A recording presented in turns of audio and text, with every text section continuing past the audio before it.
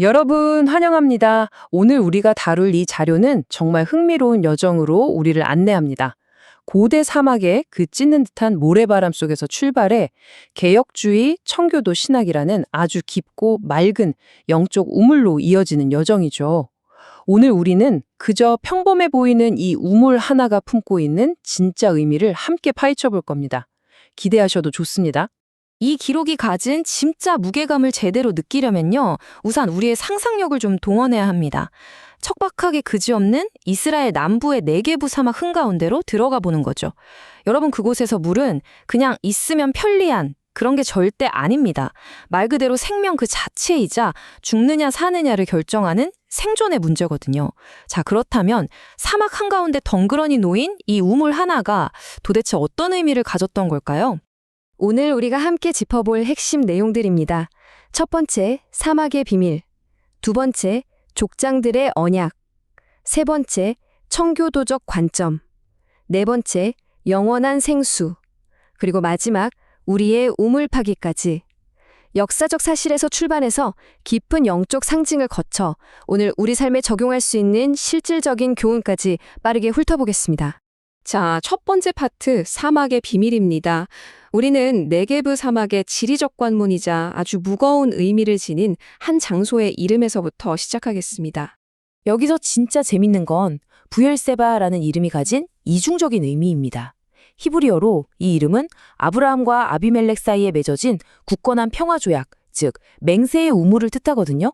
그런데 동시에 그 조약의 확실한 증거로 받쳐진 7마리의 암양을 뜻하는 7의 우물이란 뜻도 가지고 있습니다. 단어 하나에 약속과 그 약속의 확실한 증거가 몽땅 담겨 있는 거죠. 정말 놀랍지 않나요? 한번 생각해 보세요. 그 거칠고 황량한 광야에서 우물을 차지하고 통제한다는 건 그냥 자원을 좀 넉넉히 가졌다는 뜻이 아닙니다. 생명 그 자체를 틀어쥐고 있다는 뜻이죠. 그렇기 때문에 고대 족장들에게 이 부엘세바의 우물은 단순한 식수원을 완전히 뛰어넘는 의미였습니다. 하나님의 돌보심, 통치권, 그리고 생존을 보장받는 그야말로 궁극적인 상징이었던 겁니다. 그럼 이제 두 번째 파트, 족장들의 언약으로 넘어가 볼까요? 이 우물이 어떻게 역사적 무대의 중심에 서게 되었는지 창세기에 등장하는 두 족장의 기가 막힌 평행 이론을 통해 살펴보겠습니다. 역사가 어떻게 반복되는지 보여주는 아주 완벽한 예시가 여기 있습니다. 아버지 아브라함과 아들 이삭, 두 사람 모두 블레셋 왕 아비멜렉과 수자원, 그러니까 우물을 두고 엄청난 갈등을 겪습니다. 당장 목숨이 왔다 갔다 하는 이 치열한 싸움터에서 두 사람은 과연 어떤 선택을 했을까요? 놀랍게도 둘 다 피 튀기는 전쟁 대신 평화를 구축하는 길을 택합니다. 아브라함의 시간선을 한번 따라가 보죠. 그는 우물을 지키기 위해 아비멜렉과 단판을 짓고 맹세의 증거로 양 7마리를 내어줍니다. 그러고 나서 그곳에 에셀나무를 심어요. 이 평화가 그냥 한순간에 끝날 게 아니라는 걸 오랜 세월 자라날 나무로 묵직하게 보여준 거죠. 여기서 가장 중요한 포인트는 아브라함이 바로 그곳에서 영생하시는 여호와의 이름을 부르며 깊은 신앙을 고백했다는 사실입니다.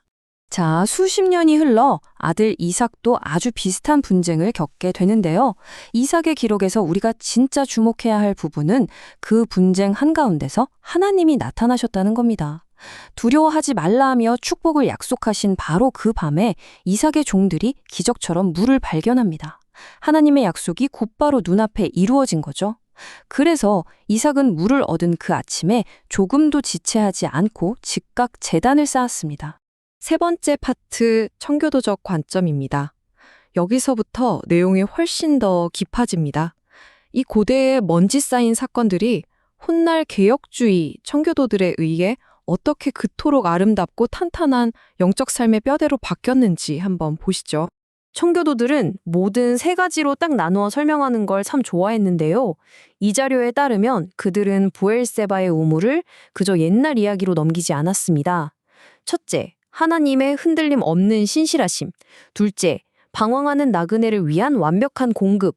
그리고 셋째, 예수 그리스도를 직접적으로 보여주는 그림자. 이렇게 세 가지의 강력한 영적 프레임으로 이 사건을 해석해냈습니다. 그들은 이 척박한 사막을 우리가 매일매일 부딪히며 살아가는 험난한 세상에 찰떡같이 비유했습니다. 아무리 광야와 같이 메마른 세상이라도 하나님은 자기 백성에게 꼭 필요한 생수, 즉 은혜를 쉼없이 부어주시고 원수들과의 사이에서도 평화를 주시는 참 신실한 분이라는 걸 브엘세바가 아주 명확히 증명한다고 본 거죠. 그리고 청교도들은 스스로를 이 세상에 영원히 살 사람이 아니라 잠시 머물다가는 나그네, 즉 순례자로 여겼습니다. 생각해보세요. 척박한 땅을 걷는 순례자들에게 브엘세바 우물이 얼마나 큰 위로가 되었겠습니까? 하나님은 절대 자기 백성을 영적 목마름에 허덕이다 광야에서 쓰러지게 내버려 두지 않으실 거라는 확신. 바로 그 굳건한 믿음을 이 우물에서 발견한 겁니다. 네 번째 파트, 영원한 생수로 넘어갑니다. 앞서 본 청교도의 해석을 따라가다 보면 자연스럽게 구약의 물리적인 우물에서 무한하고 위대한 신약의 영적인 생수로 우리의 시선이 옮겨가게 됩니다. 요한복음에 나오는 사마리아 여인이 야곱의 우물가에서 직접 겪었던 것처럼 이 땅의 우물물은 우리의 목마름을 아주 잠깐만 해결해 줍니다. 마실 땐 시원해도 금방 다시 목이 마르잖아요. 하지만 그리스도의 복음은 완전히 다릅니다. 우리 내면 깊은 곳에 자리 잡은 근본적인 영적 가뭄을 단번에 그리고 영원히 해결해 주는 진짜 생명수라는 거죠. 이 문장이 정말 핵심을 찌릅니다. 그리스도의 은혜는 영원히 흐르는 생명수 샘이다. 이 짧은 문장에 모든 게 압축되어 있어요. 이 세상이 주는 위로나 자원은 시간이 지나면 결국 다 말라버리지만 예수님이 주시는 은혜는 절대 바닥나지 않고 영원히 솟아납니다. 이것이 바로 개혁주의 신학이 브엘세바를 통해 끌어낸 가장 아름다운 절정의 메시지입니다. 자, 이제 마지막 5번째, 우리의 우물 파기입니다. 여기서 우리는 이런 질문을 던져봐야 합니다. 수천 년 전의 이 먼 옛날 이야기와 깊고 심오한 신학이 지금 당장 바쁘게 살아가는 저와 여러분에게 대체 무슨 상관이 있을까요? 브엘세바에서 일어난 이 일련의 사건들을 가만히 들여다보면 오늘날 우리 각자의 메마른 사막을 어떻게 건너가야 할지 알려주는 3가지 아주 실용적이고 강력한 지침을 얻을 수 있습니다. 첫 번째 지침은 바로 화평케 하는 자가 되라는 겁니다. 사실 아브라함과 이삭은 생명줄 같은 이 우물을 두고 얼마든지 끝장 보는 전쟁을 벌일 수도 있었어요.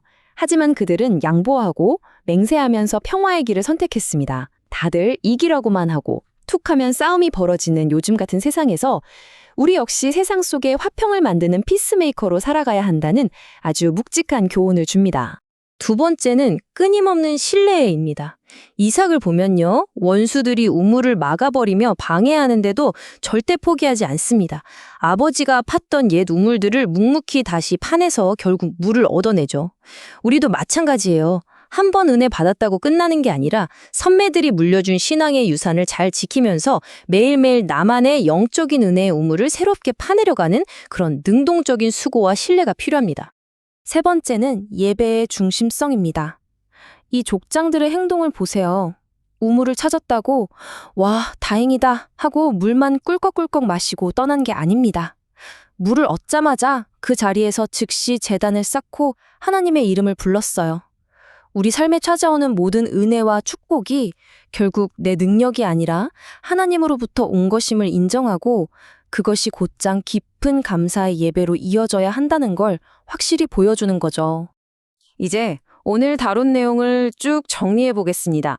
궁극적으로 브엘세바는 성지 순례 갈 때나 보는 단순한 고대 유적지가 아닙니다. 그 끔찍한 가뭄과 생존의 위협을 이겨냈다는 강력한 기념비이자 하나님의 약속과 인간의 신뢰가 만나서 찬란하게 꽃을 피우는 언약이 머무는 생명의 터전, 바로 그 자체입니다. 마지막으로 여러분의 마음을 찌를 도발적인 질문 하나를 던지며 오늘 해설을 마무리할까 합니다.